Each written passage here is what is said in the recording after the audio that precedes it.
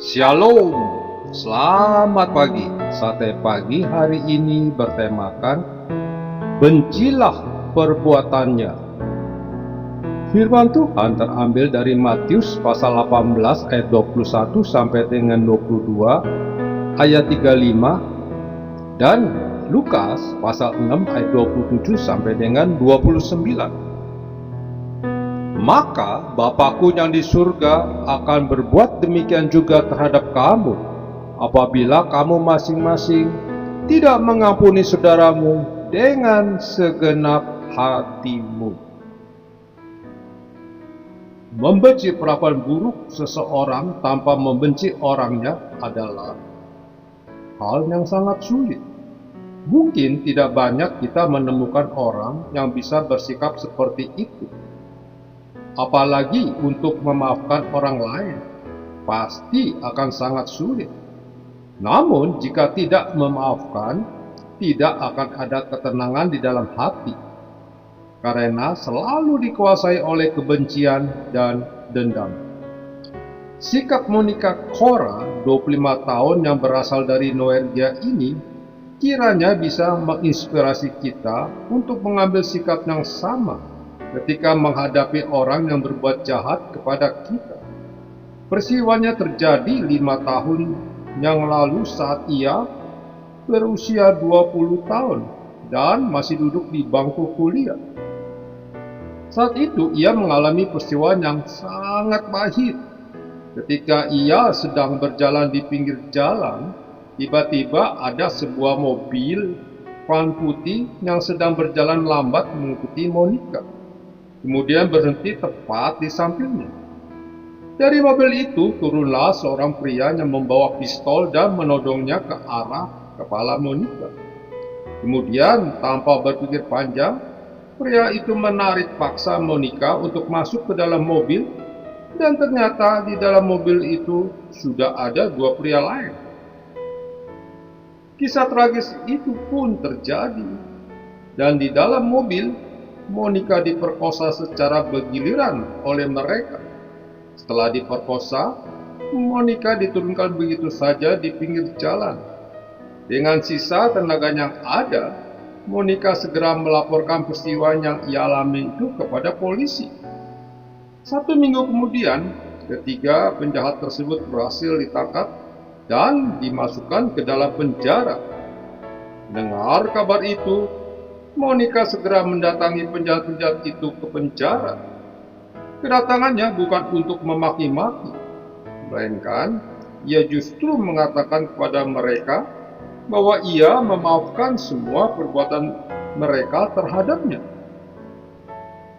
Bagi Monica, keputusan tersebut merupakan cara dia supaya peristiwa pahit tersebut tidak memengaruhi kepribadian dan masa depannya.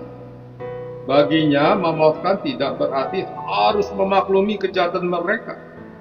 Memaafkan merupakan cara yang tepat untuk menjadikan hidupnya lebih tenang, sehingga masalah itu pelan-pelan berlalu dengan tidak merusak masa depannya.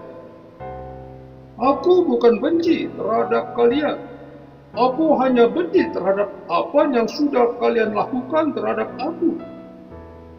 Begitulah kata Monica terhadap para penjahat itu.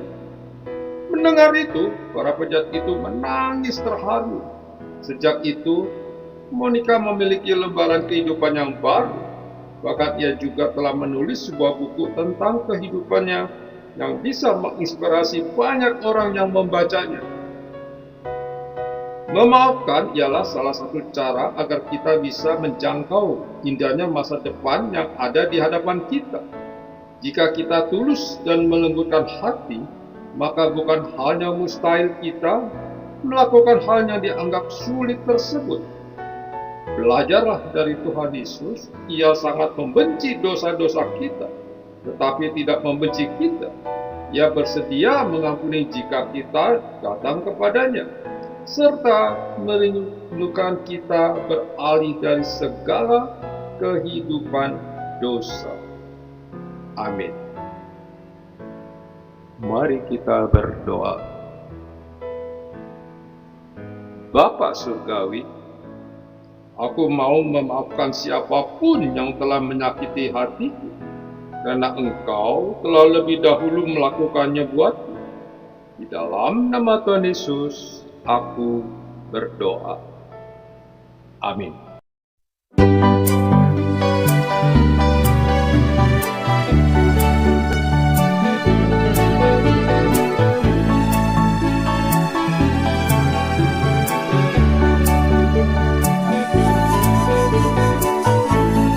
Tuhan Yesus setia, Dia sahabat kita. Dalam segala susahku, selalu menghiburku. Dia mengerti bahasa, tetesan air mata. Waktu badai mengamuk dan gelombang menyerang, Tuhan Yesus setia.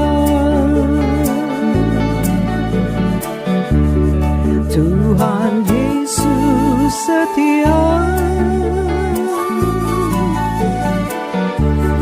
Dia sahabat kita. Dalam segala susahku, selalu menghiburku. Dia mengerti bahasa, tetesan air mata. Waktu badai mengamuk dan gelombang menyerang, Tuhan Yesus setia. Waktu badai mengamuk dan gelombang menyerang, Tuhan Yesus setia.